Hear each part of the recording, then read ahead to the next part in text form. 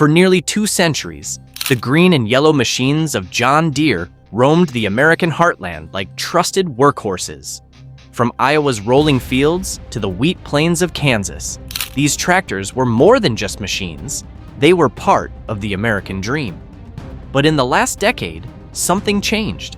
John Deere, the company that once stood side by side with U.S. farmers, began to shift its priorities. Slowly, then all at once, it chose profits over people.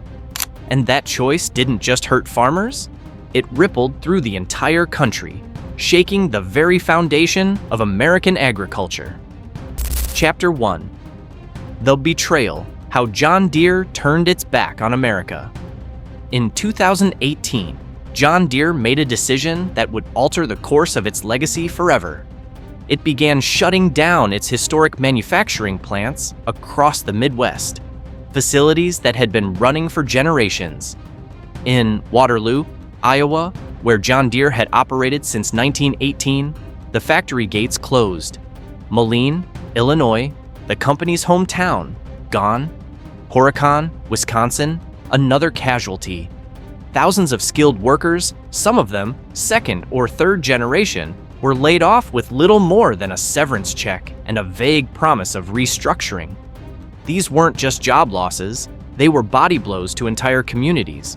Local diners that once served factory workers shut their doors. School funding dried up, and towns that once thrived began to shrink and hollow out. While American plants went dark, investment in Mexico soared. New John Deere manufacturing complexes rose near Monterrey, outfitted with state-of-the-art robotics and lower-wage labor. Production shifted south, and with it, a century of loyalty. But perhaps more devastating than the job losses was what happened next. Deere locked its tractors behind digital walls. The company implemented proprietary software and DRM restrictions that made it nearly impossible for farmers to fix their own equipment.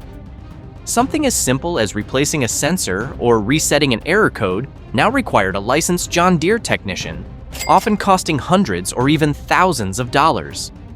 According to a 2019 USDA study, farmers were spending an average of $4,100 annually on repairs, up more than 300% from just a few years prior.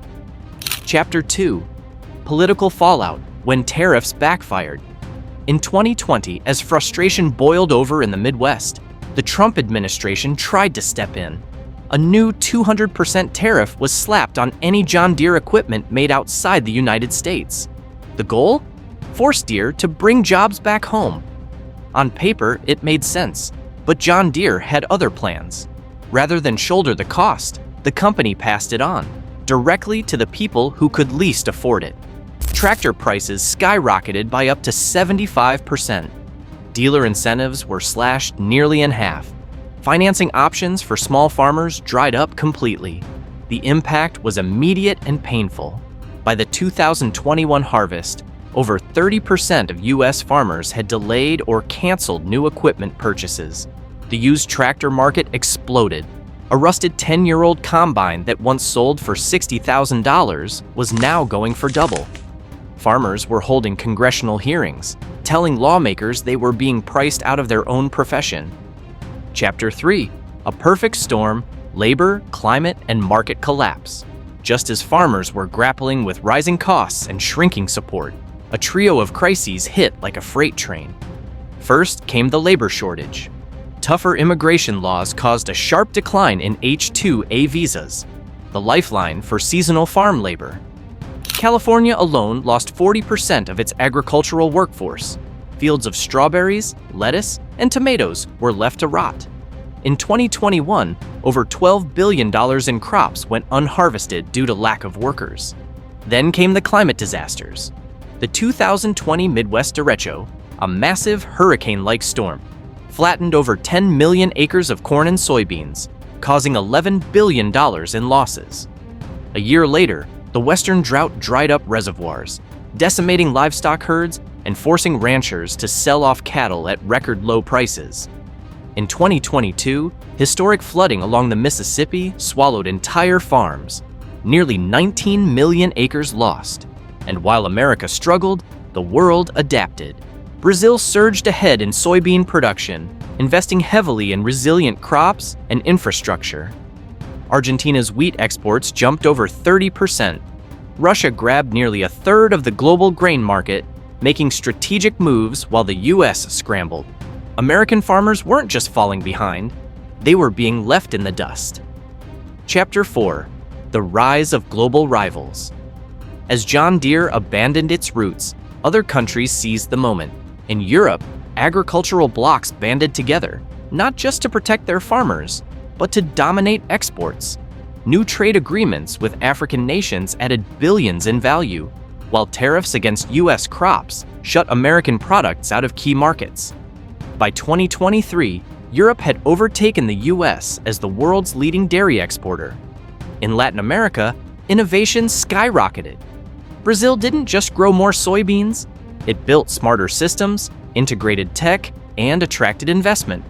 Argentina funneled money into precision agriculture and export logistics, while Chile's vertical farms began shipping high-efficiency produce worldwide, increasing exports by 700%. Chapter 5: Can American farming be saved? The American farmer has never asked for handouts, only for fairness, for tools they can trust, and a system that doesn't leave them behind. If we want to save what's left of American agriculture, it starts by undoing the damage, one bold step at a time. First, we must reclaim the freedom to repair. At the heart of farming is self-reliance, the ability to fix what's broken, improvise in the field, and keep moving when the clock is ticking. But today, thanks to corporate lobbying and digital locks, many farmers can't even replace a faulty sensor without corporate permission. This isn't innovation, it's control. Congress must pass robust right-to-repair legislation that guarantees farmers the legal right to fix their own equipment. Without it, even the most advanced tools become liabilities. Second, we must fix the broken labor pipeline. American farms don't run on machines alone. They run on people. Skilled, seasonal labor has long been the backbone of harvesting operations, but immigration bottlenecks have created a dangerous vacuum. Fields go unpicked, fruits rot on the vine, and family farms suffer. We need a streamlined, humane visa system that respects workers while giving farmers access to the manpower they need. Without it, the harvests of tomorrow may never happen. Third, we must stop reacting to climate disasters and start preparing for them. The storms are no longer once in a generation, they're annual and they're brutal. From mega droughts to flash floods, climate change is reshaping how and where we grow our food. If we want farming to survive, we need a national resilience strategy. That means investing in drought-resistant seeds, flood mitigation infrastructure, and sustainable irrigation networks. It also means supporting farmers in transitioning to regenerative practices that heal the soil rather than deplete it. Fourth, we must lead the world in agricultural innovation, not follow. Other countries are racing forward with precision agriculture, and the US is at risk of falling behind. We need a bold investment in autonomous tractors, drone-based planting and pesticide systems, and AI that can predict crop yields before the first seed is planted. Blockchain should be used to create transparent, fraud-proof supply chains, giving consumers and producers alike more control and confidence. And this isn't just about growing food faster, it's about growing it smarter. Finally, on the global stage, it's time to stop playing defense. America once fed the world. Now, it's struggling to feed its own. That has to change. We need aggressive trade deals that prioritize our farmers, not foreign markets. We need price protections and export incentives that make American crops competitive again. And most importantly, we must rebrand U.S. agriculture as more than a business, but a global benchmark for ethics, quality, and sustainability. Because here's the truth: America still has the soil. It still has the innovation. It still has the willpower. What it needs now is the courage to act. The downfall of American farming wasn't inevitable. It was the result of choices by corporations, by lawmakers, by those who looked the other way. John Deere's transformation from farmer's partner to corporate juggernaut is more than just a story of greed.